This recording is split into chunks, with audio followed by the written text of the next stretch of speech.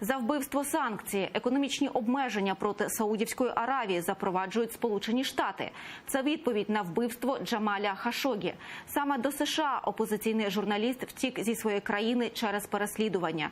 Він зник на початку жовтня, коли зайшов до консульства Саудівської Аравії у Стамбулі. Там його і вбили, припускають слідчі. До чорного списку Сполучені Штати внесли 17 посадовців. Це, зокрема, помічник принца Мохаммеда бін Салмана і генеральний консул країни.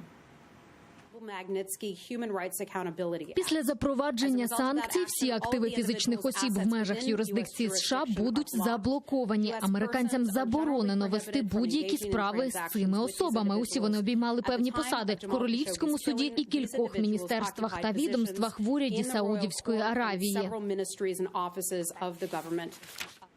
Нова хвиля арештів у Туреччині. Поліція видала ордер на затримання 188 людей. Половину з них уже схопили. Переважно це турецькі військові, офіцери і високопосадовці.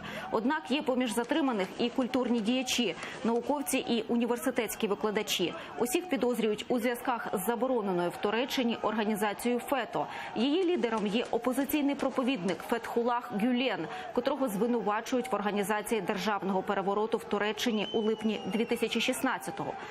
З того часу за ґрати кинули близько 50 тисяч людей – армійців, держслужбовців, правозахисників і журналістів, котрих підозрюють у причетності до спроби перевороту.